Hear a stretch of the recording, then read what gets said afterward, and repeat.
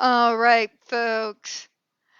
Oh my goodness, I'm so sorry. Autistic fog brain, folks. Welcome to another episode of Spilling Tea. I'm your host, Tiffany Daniels.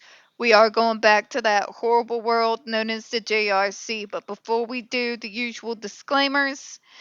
If you are unfamiliar with the Stop the Shocks campaign or the campaign against the troubled teen industry, you're going to find all the pertinent links right there in the description box. Please, in particular, take note of the article written by NeuroClastic, a small non-for-profit started by autistics for autistics. In it, they interviewed over 800 ABA professionals in regards to the JRC's so-called behavior modification program. The Judge Rotenberg Educational Center doesn't want you to read that article so much. They threatened NeuroClastic with a defamation lawsuit if they did not remove it from the website. Well, folks, NeuroClastic refused, so you know the drill. Please read the article. Share on all your social media. Also included in there is NeuroClastic's public statement regards to the defamation lawsuit threat, as well as a link to their GoFundMe. We are crowdfunding just in case the JRC actually sees through with their threat.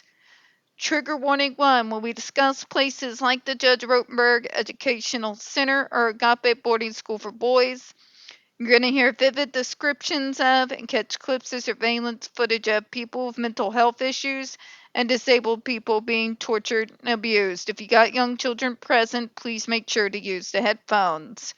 Trigger warning 2, this channel is marked not for kids for a reason. We use profanity on occasion and speak on dark subjects. If your child is 16 and younger and they are watching this, very obviously, folks, parental supervision is very much advised, all right? All right, so where we left off, the JRC resident summaries and the hearing testimony and exhibits that the JRC submitted in its comments also cast doubt on the JRC's assertions that pharmacological alternatives were adequately attempted prior to GED use on individuals. So we don't know what medication they were placed on. We don't know what kind of effects it did or did not have, what the side effects are, because it's true with everyone, but it goes double for autistics, folks. Some medications will make things worse instead of better. The best way to fix that is discuss things with your doctor and just put your foot down and don't let them just throw pills at your kids. Again, this is playing Russian roulette with your child's treatment program and medication. All right? That big pharma is not the boogeyman, but at the same time, the way the incorrect medication can kind of wreck your existence. Please take my word on that one, all right? We don't know what drugs were tried. We don't know how those drugs impacted the child. We don't know why it didn't work because the JRC isn't documenting it. And their whole platform is Big Pharma is the big evil devil. I've had my fill of conspiracy theories, can you tell? I'm cranky and old. I'm not here for your nonsensical rantings. I'm here for foamies rantings, which are never nonsensical. Let's just put it that way. Ill Will Press, folks. The guy who makes foamy cartoons, one of us, go support his channel. Anyways, continuing, right? We don't know if this was properly done. We don't know what the doctors try and didn't try. We don't know how each medication the child tried affected them. You see where we're going here, right? For example, the resident summaries excluded information on the dosage, regimen, how many, how often, and for what duration, and both positive and negative effects. In certain instances, the summaries indicate that the maximum therapeutic doses were not attempted. Oh my God. There are some situations where the medicine is correct, but it needs to be tinkered with, right? You're seeing some good results, but it's looking like although it's helping in one area, it's not quite where it needs to be.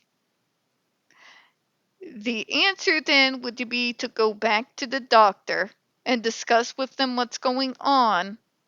And with pertinent information and data together, you can look at what there might be as a better option. But you just want to drug him to comatonia and again, what benefit does Big Pharma get from that, Karen? Repeat business is what brings in dollars. Warehousing a kid is against their own best interest. It's against their bottom line. All right?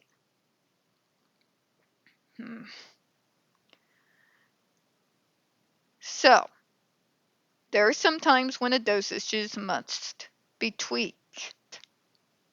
When they are not tweaked, and instead, no, we're going to take you all medication and put you on a torture device. I'm sorry, but even if it's the wrong medication, I would still take it every day and twice on goddamn Sunday if it keeps me away from the human shock collar. Pretty sure you all would agree with that, right? Let's continue. Dr. Michelson testified that many of the medication trials he looked at closely were inadequate, or the person may only have been on it for 2 weeks at a low dose and is listed as all these medications didn't work. Thank you. Thank you. We are taking medication. The idea isn't, well, this low dosage isn't working, so obviously it's not going to work, because that's insane. Also, to expect to get immediate results where all the bad behaviors go away and you just got this perfect little neurotypical not only doesn't live in reality,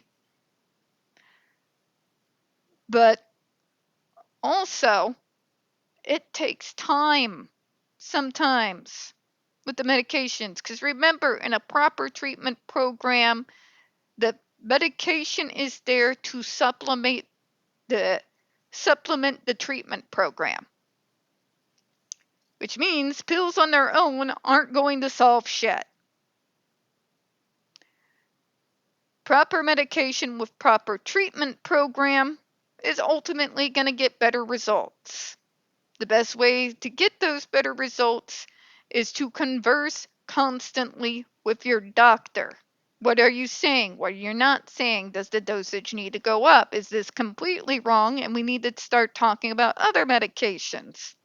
These is how rational beings who have worked in this field tend to do things, right? You don't say, well, obviously we tried it at the low dose and they're still doing it, so obviously it didn't work. Let's go to the human shock collar. Okay? This is what I mean that JRC does not operate within reality. They're also being extremely dishonest.